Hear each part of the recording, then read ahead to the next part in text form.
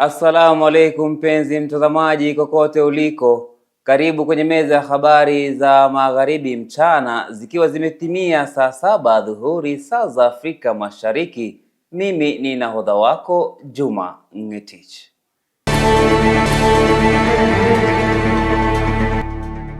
Tunang'wananga taarifa ambapo Rais William Ruto amejitetea kuhusu deni la taifa, akisema kuwa alirithi deni la shilingi trilioni 3 na senti 3, trilioni 10 na senti 3, na serikali yake imekopa takribani shilingi trilioni 3 katika miaka minne madarakani, huku akisisitiza kuwa uchumi umekuwa kwa kiasi cha haja. When Moi left office, we had a sovereign debt of 630 billion. That is what Kibaki inherited. In 10 years, Kibaki took that sovereign debt to 1.8 trillion. That is 3 times, by a multiple of 3, roughly. When my brother, President Uhuru, left office in 2022, he left behind a debt of 10.3 trillion. It had grown by 5 times, 500% in 10 years. In my 5 years, that debt has grown from 10.3 trillion to 13 trillion. In 5 years, that debt has not grown by multiples. It has grown by 27%.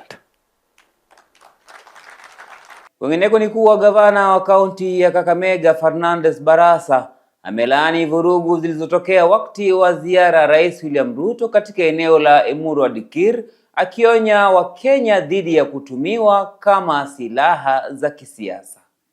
Wapi shangwe gavana Barasa?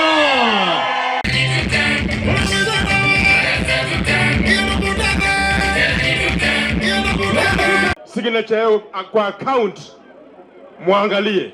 Baada ya haya, governor anaenda kutia kidole cha muhimu sana, na pesa zinaingia mara hiyo. Wapi tutam ya Likuyani?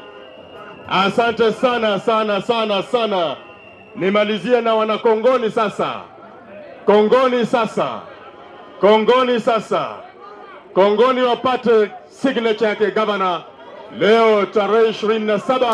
Tukisonga mbele ni kuwa wakulima katika kaunti ya Bungoma na Trans Nzoia wameendelea kukumbatia mbinu bora za kilimo ili kukabiliana na athari za mabadiliko ya tabia nchi na kuongeza uzalishaji.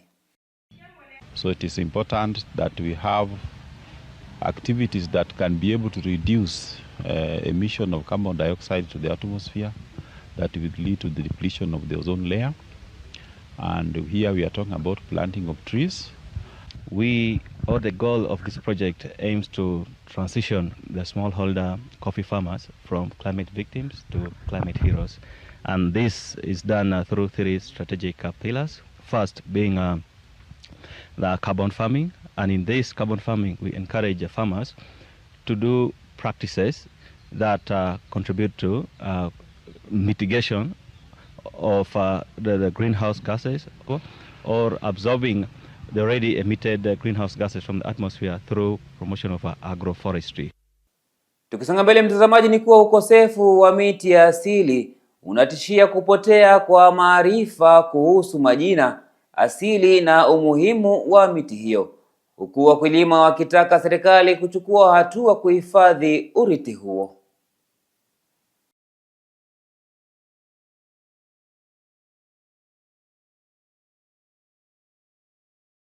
Lengo langu la kupanda hii miti ilikuwa ni utamaduni wetu usipotee. Afrika imepotea. Hii miti nimetoka katika eneo lote la Afrika. Kuna miti hapa Mvule imetokea Malawi. Kuna mti baobab. Baobab ni mbuyu. Mbuyu nimetoka Kwale. Kuna miti hapa imetoka Zambia. Kuna miti from everywhere. Nimezipanda ili tusiwe watu ambao tutasahau kwamba tumetoka wapi.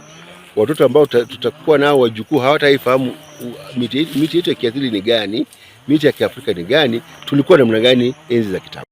Na Meru Oak kwa kilugha inajiita muhuru, ndio hii Meru Oak.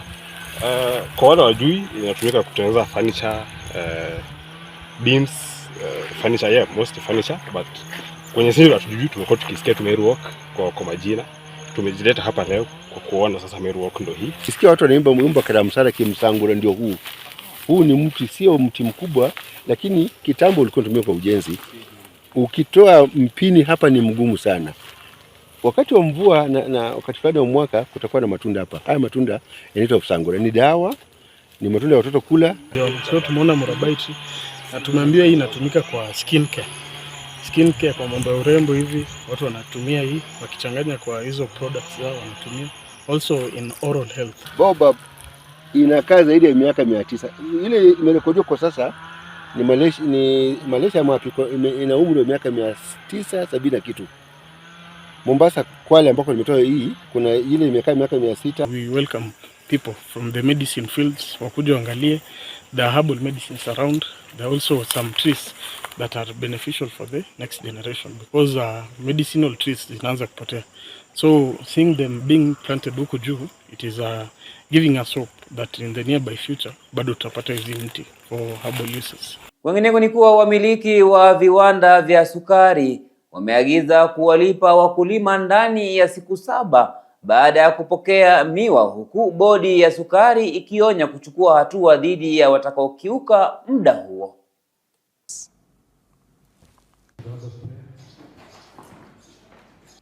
Over time, the standard time for payment to farmer should be 7 days upon delivery.